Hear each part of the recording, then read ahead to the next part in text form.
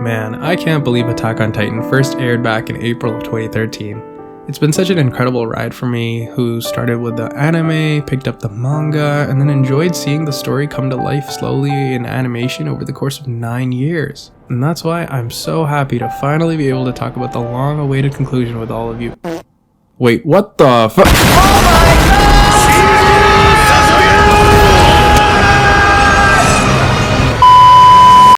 Okay, so no, Attack on Titan still isn't over. With at least 9 chapters left to animate for the big screen, and a ton of questions about the existence of an anime original ending, there are a lot of questions and speculation about what the future of Attack on Titan is going to look like. While we wait for official announcements, there have been tons of fake leaks, rumors about a new ending, and other theories that have gotten the AOT community buzzing, trying to figure out where exactly the story is going.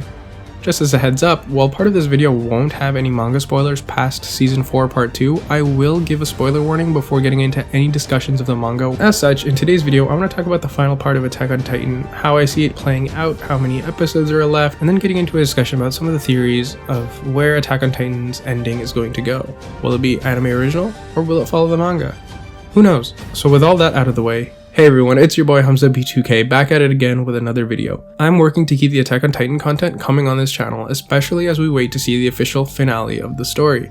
To make sure not to miss anything, Titan smash that like button and subscribe with notifications turned on to make sure you never miss any of my videos. Seriously, I've got probably the most exciting fan Attack on Titan project on YouTube in the works right now, and I guarantee you'll love it whenever it finally comes out. Alright, anyways, back to the topic at hand. Up until the day the last episode aired, there had been pretty much non-stop debate on the Attack on Titan subreddit, Twitter, and other online forums between fans trying to figure out what the hell is going on with Attack on Titan. Episode 12 of the second part of the final season, god that's a mouthful, wrapped up the final season by showing a flashback corresponding to half of chapter 123 of the manga. You know, the big what am I to you moment, while the second half had to do with chapter 130. Now, the manga still has to continue for about 9 more chapters, and each episode so far in the anime has corresponded roughly to 1 to 1.5 chapters so far. So everyone was wondering if we were going to get a movie, Demon Slayer style. But there were also rumors online about us getting 3 one-hour-long TV specials to wrap up the finale. Well, it looks like none of those rumors are true, and we are indeed getting a final part for the final season of Attack on Titan, as teased here at the end of the main episode.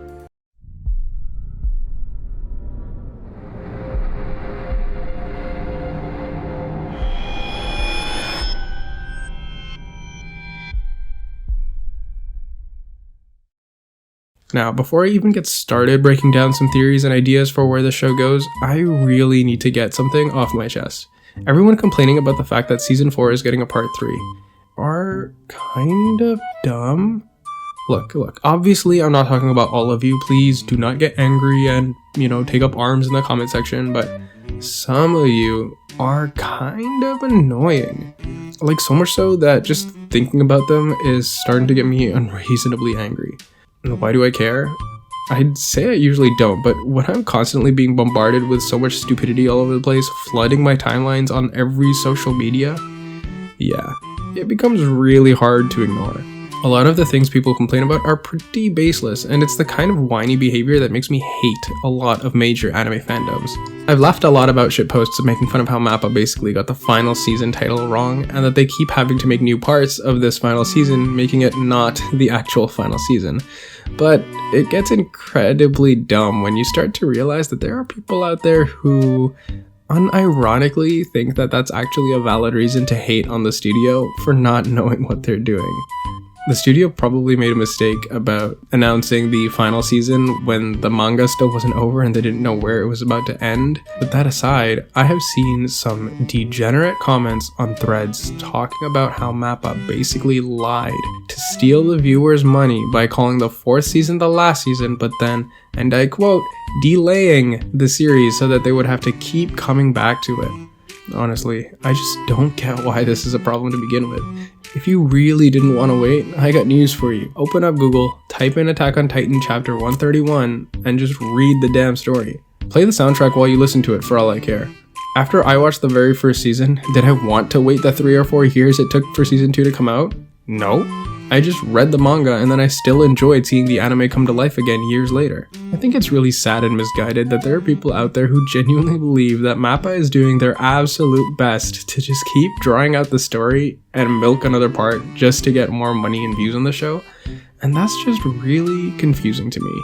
Like I've said already, there's 9 chapters left in the story, and with the way the manga chapter to episode ratio has been, it makes complete sense why MAPPA didn't cram all that shit into a single 12 or 24 episode season. You look at shows like Game of Thrones that had great writing, huge fan bases, they were well fleshed out and developed, but then they dropped the ball when rushing their endings, which left everyone feeling unfulfilled. That show failed hugely because of the writers running out of source material to copy and to translate into live action. But MAPPA has everything they need. They have a fairly fleshed out story and they've been adapting it pretty accurately with some minor changes here and there to make it even better. Now I don't know about you, but I think Attack on Titan is a great freaking story, and it deserves to be adapted properly and accurately to the manga, while making improvements wherever they feel are necessary, so long as it stays in line with Isayama's ultimate vision. I don't want a show that I've been invested for almost half my lifespan to get a rushed, shitty ending like The Promised Neverland or Tokyo Ghoul. At the end of the day, we are just talking about a fucking Japanese cartoon, and for you guys to be going apeshit about the fact that there's another season, well, that's just a waste of energy. What I do think is a fun way to use all that energy is getting together with all the other people in the fandom who love this story as much as you and I do and theorize about what comes next in the grand finale of Attack on Titan. It's especially fun to theorize because there seem to be conflicting reports about whether or not the cast of Attack on Titan even knows how the story is going to end. Now, there's basically 4 theories I want to go over. The first 3 won't have anything to do with the manga directly, and they won't have any spoilers, but the last one will need me to talk about the events of the remaining manga chapters, so if you want to dip, I'll put up a warning for you to do so. That being said, since I will be theorizing, the theories could be correct, which could also end up being an anime spoiler, so proceed with caution overall. Alright, so let's get into the first theory. And the theory is that there will not be an anime original ending. Now, that kind of feels like a cop-out theory, but it is definitely one of the possible outcomes. Now, without spoiling anything of what's to come, you can't deny that overall, the anime so far has consistently followed the major critical events of the story that lead to whatever the manga ending is. Eren sees the future when he touches Historia, Eren uses the ability of the Attack Titan to send his memories back and forth through time, Mikasa telling Eren that he's just family to her, so on and so on. It definitely appears like the key events that triggered the manga ending are still happening. A pretty big proportion of the Attack on Titan fanbase is actually really against the idea of an anime original ending, basically on the premise that it disrespects the wishes of the author and undermines the premise of the desired story. While I think that this is entirely possible, I wonder again whether it makes sense for MAPPA to do a 9-episode final part. Obviously, if you were anywhere online last year, you know that the reaction to the manga ending was divided to say the least, with some people hating it and saying that it ruined the whole series for them, and with others absolutely loving it. So it's not a huge leap of faith to assume that an anime original ending is possible. My main criticisms were about some of the characterizations and behaviors of certain characters, as well as the fact that the last 4 or 5 chapters, to me, felt kinda rushed. Basically, if the studio wanted to follow the plot points and original manga ending, I'd just say fill the 12 episodes instead of 9, draw out the show a little bit just to slow down the pace of the climax and explain everything that happens in a satisfying way. Now, the second theory I have for the anime is a bleak one, but I call this theory Eren destroys the world. Now, this theory plays up Isayama's dark side and how much he loves to create just the most soul-crushing, depressing, unpredictable outcomes. So how would it play out? Basically, despite the efforts of the Alliance, nobody can stop Eren's overwhelming Titan, and it destroys everyone outside of parity. Eren's key characteristic, his one motivation, has been to move forward relentlessly, despite the cost incurred to dedicate his heart, his entire being in the pursuit of freedom. From the moment those thugs killed Mikasa's parents and tried to entrap her, Eren desired to take away the freedom of anyone who tried to take away his, or his loved ones. Motivated to protect his friends from the island, their freedom to live peaceful lives, and their freedom not to be confined in fear behind the walls of the island, he's basically deigned to destroy the world. They won't be allowed to go through Zeke's cruel euthanization plan because that's not living. It would mean they would lose the choice for reproduction, to raise families, and to continue prospering. He would not turn Historia into a cow for breeding either. No, Eren desired true freedom, at the cost of the rest of humanity. Eren even admitted to Reiner that it wasn't a personal issue anymore, it was a matter of protecting his family, irrespective of the cost. It didn't matter that innocent people would be crushed by the Titans. No matter what Armin, Mikasa, or any of the other Alliance members tried to tell him, the world would not see the subjects of Ymir as anything less than threats. Eren would bring an end to the war, the hate, and the prejudice towards the Islanders once and for all. He would sacrifice himself for his loved ones, he would have his freedom, and most importantly, he would secure it for his friends. Up until the current point in the anime, this theory basically works on the premise that Zeke has basically been contained by Eren's founding Titan. The other Titan shifters, Falco, Reiner, Annie, and Peak, are basically nuisances to him, but even if they fight him, he can't outright kill them because of the curse of Ymir and the fact that the Titan powers would be redistributed. For this plan to work, he needs to contain the abilities of the Titan shifters all to himself so that after his destruction is complete, they won't randomly just redistribute to other Eldians. Next, with the world's population entirely wiped out, Eren decides to make the difficult choice to use the powers of the founding Titan to rewrite the memories of every Eldian alive, including Armin. He rewrites it so that all of humanity that is left existing believes that they are the last of humanity on Earth, but that there is a vast world waiting to be explored, one that perhaps has been inhabited by ancient humans. That would explain a lot of the destroyed cities and villages. Eren could force all the remaining Titans, the Colossal ones and the Pure Titans, to either enter another slumber or to simply destroy themselves. I'd wager that he would choose the option to destroy them in one way or another simply because he's always also wished for the annihilation of Titans. Obviously, there is a caveat to this plan. The Ackermans are immune to the founding Titan's ability to affect memories, so the only people left to remember his crimes at present would be Mikasa and Levi. Levi is kind of incapacitated. Maybe he'll get a heroic death, maybe he gets to fight Eren, or he gets killed somewhere in the blast. Doesn't really matter, but the most important thing for this theory is that Levi should and could have an epic send-off and be killed. That just leaves Mikasa, the girl that Eren very clearly loves. It should basically be undisputed after the What Am I to You scene. So with just the two of them remaining, Eren definitely might be able to bring Mikasa back to the world of the paths to tell her his feelings for her, his intentions, and because Eren has knowledge from Ymir about the origin of Titan powers, maybe he can set something up where he tells Mikasa how to end the Titan curse once and for all.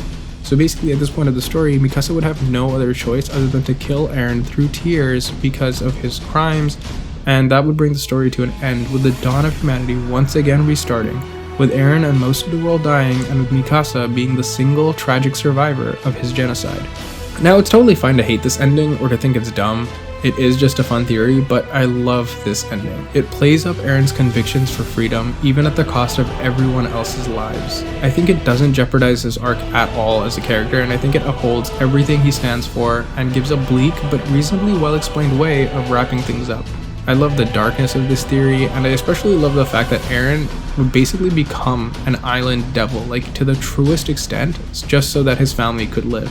I love the idea of him being selfish and taking on the hate of his friends and family, and I would love how dark it would feel and how broken it would leave the fans, with Eren just completely destroying the world and then leaving Mikasa, the woman he loved most, kill him.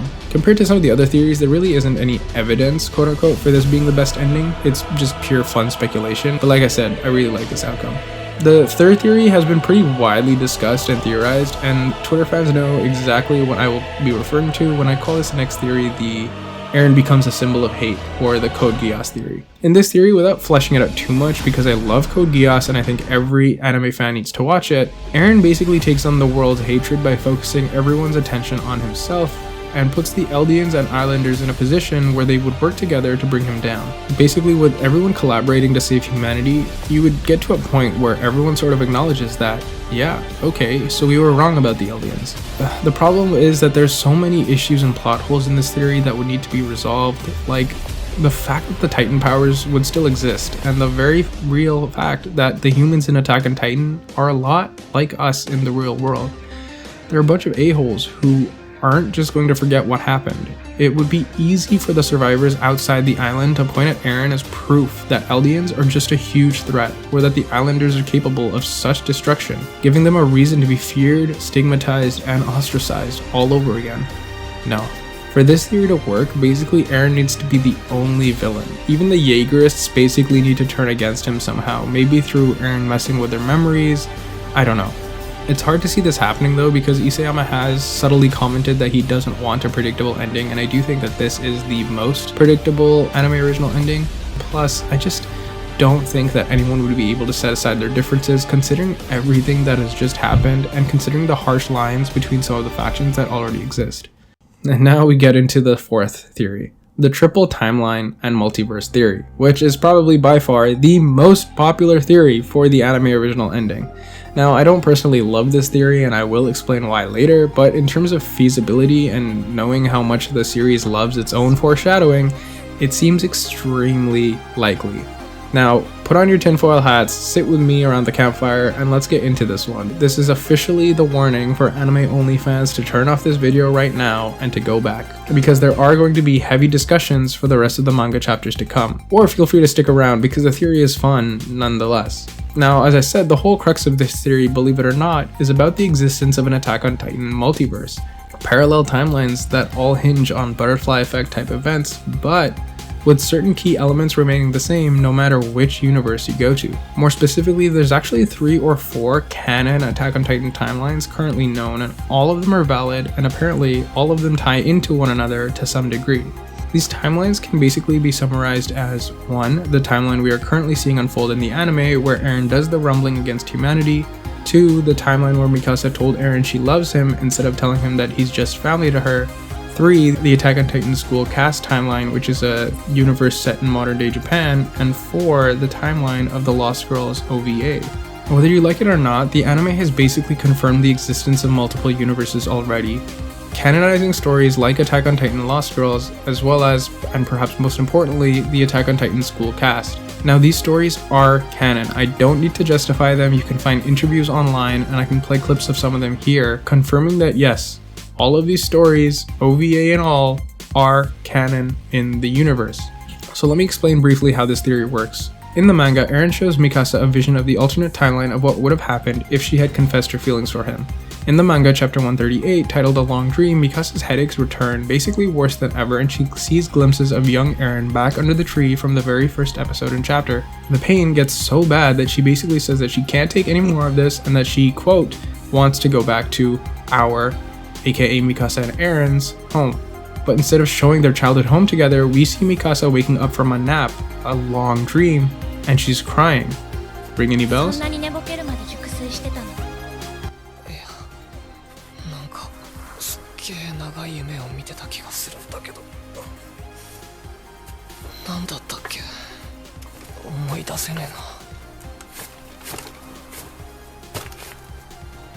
Eren, どうして泣いてるの?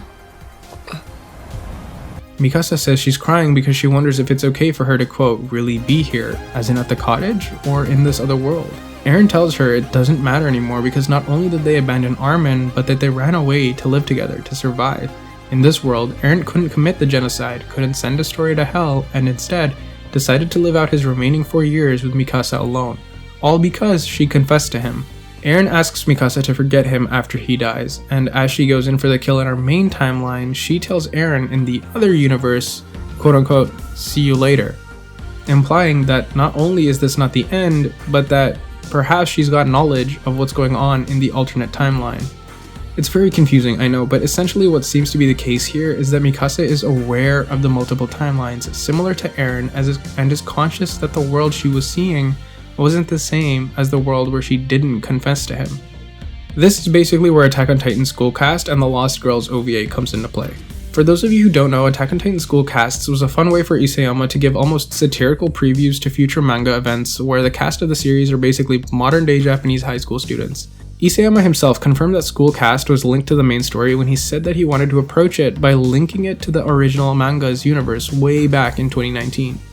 Now, I'm going to glaze over most of the contents of School Cast because it is fun to read and explore on your own time, but it's not necessary for this theory. What's most important is one of the final teasers where Armin says key dialogue like, the mystery remains, and it's just so predictable, and you'd think they'd show us something more, something that subverts our expectations in a good way. Now, these are obviously fourth wall reflections by Isayama on his own story, but the most important thing is that it actually happened within the Attack on Titan universe. When the anime showed us both Goth Mikasa and Nerd Armin, the school cast versions of the characters in the show, it effectively eliminated any doubts and canonized these events, meaning that there's definitely multiple alternative realities in existence in Attack on Titan in the anime.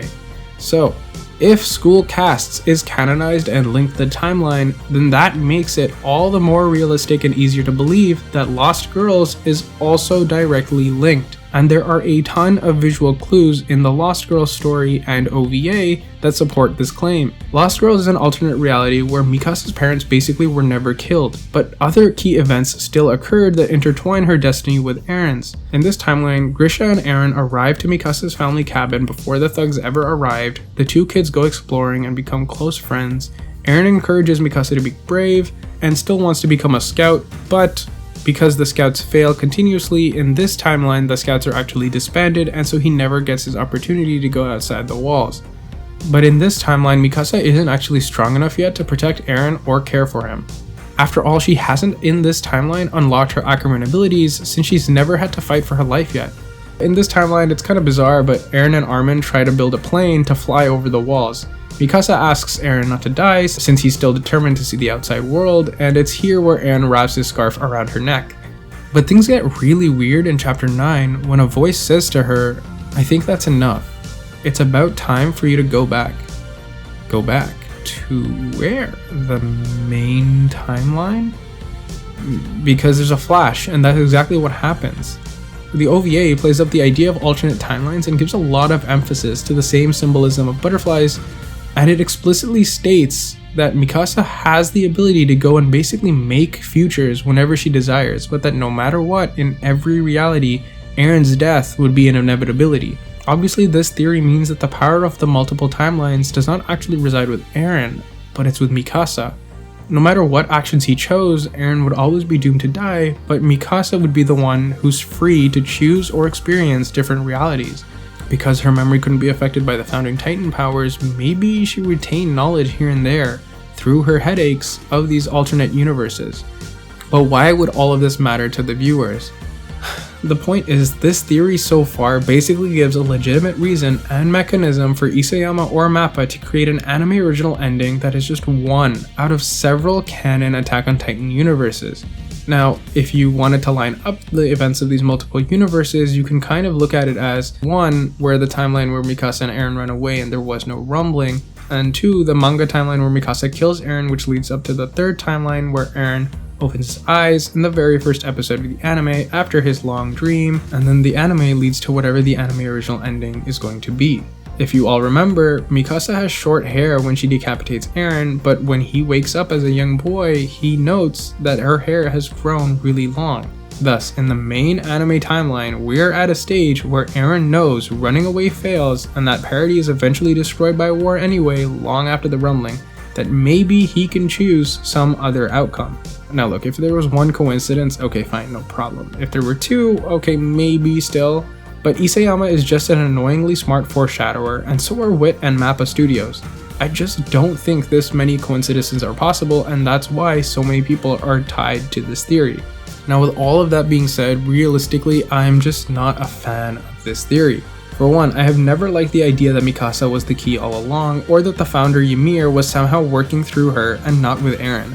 It's just personal preference, but I just like the idea that Mikasa is a normal person.